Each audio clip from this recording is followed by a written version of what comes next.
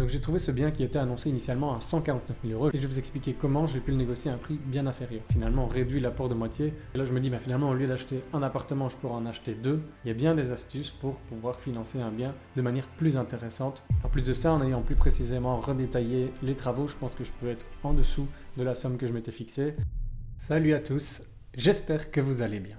Aujourd'hui on va discuter d'immobilier. Je suis convaincu qu'il faut prendre des décisions et investir maintenant pour avoir plus de liberté financière plus tard. J'ai eu envie de créer une série de vidéos qui va aborder toutes les étapes de l'achat d'un bien immobilier. Alors si vous aussi vous êtes intéressé par l'immobilier ou si vous êtes déjà investisseur, n'hésitez pas à vous abonner à la chaîne et à suivre cette vidéo. Let's go! Alors pour commencer, avant d'investir dans quoi que ce soit, il faut savoir pourquoi on le fait. Je suis convaincu que la liberté financière s'obtient en effectuant des actions concrètes dès maintenant. Dans mon projet d'indépendance financière, l'investissement immobilier est un pilier essentiel. Alors pourquoi l'immobilier et pourquoi je veux lui consacrer une part importante de mes investissements? En fait, selon moi, l'investissement immobilier est un investissement durable et en réalité il comporte peu de risques. Évidemment, ça nécessite de ne pas se jeter sur n'importe quelle affaire ou d'acheter n'importe quel bien, mais il n'est pas forcément nécessaire d'être un expert pour investir dans l'immobilier. Je veux plutôt m'axer vers une location longue durée. Pourquoi? Que ce soit une énergie financière ou une énergie à y consacrer, ça demande une part importante en début de projet et un peu moins dans la longueur. Et moi, c'est comme ça que je fonctionne et ça me correspond mieux. Je préfère donner une grande impulsion au début et récolter les fruits sur le long terme. Faisons un petit état des lieux de où j'en suis à l'heure actuelle. Donc après la construction de ma maison, qui a été terminée il y a plus ou moins 2 ans, j'ai eu l'opportunité d'investir en co-investissement avec 2 amis dans la rénovation d'un chalet qui était totalement brûlé. Alors je suis très content d'avoir sauté le cap, de l'avoir fait, de l'avoir acheté, de l'avoir rénové. C'est un bien qui sera rentable, qui a été investi sur fonds propres. C'est un investissement qui a pour vocation d'être loué en Airbnb pour tester ce type de location.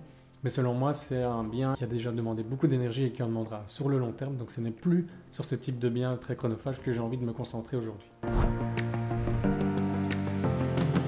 Donc comme j'en suis pas à mon premier bien, théoriquement, je n'ai pas la possibilité d'emprunter 100%, mais 80% de la valeur d'achat. Ce qui implique que théoriquement, la valeur d'apport, elle est beaucoup plus élevée. Je vous montre le calcul ici en prenant l'exemple d'un appartement de 100 000 € dans lequel je prévois d'investir 30 000 € de travaux supplémentaires.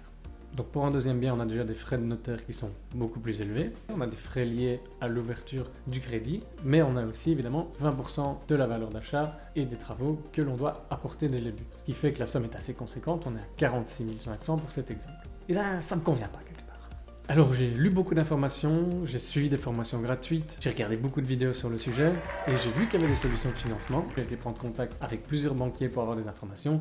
Et j'ai bien fait de le faire parce que c'est là que j'ai eu des informations précieuses que je ne connaissais pas. Il y a bien des astuces pour pouvoir financer un bien et j'aborderai cette astuce un peu plus tard.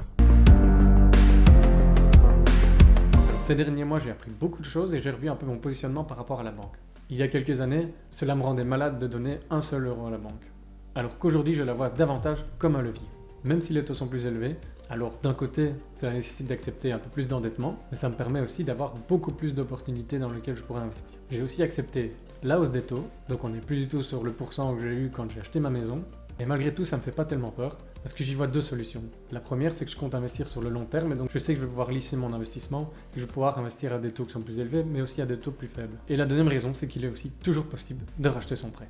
Alors mon objectif, c'est de sélectionner un bien immobilier dans lequel il y aura des travaux à réaliser, des travaux de rafraîchissement, mais aussi des travaux dans la salle de bain et dans la cuisine pour pouvoir y apporter une réelle plus-value et surtout pour avoir un pouvoir de négociation par rapport au prix d'achat. Après avoir passé des heures et des heures à éplucher les annonces ImoWeb, avoir visité plusieurs biens, j'ai enfin trouvé une opportunité dans laquelle je souhaitais me lancer dans une négociation. Alors n'oubliez pas de vous abonner car dans la prochaine vidéo, on parle concrètement de transformer un bien immobilier en une réelle opportunité.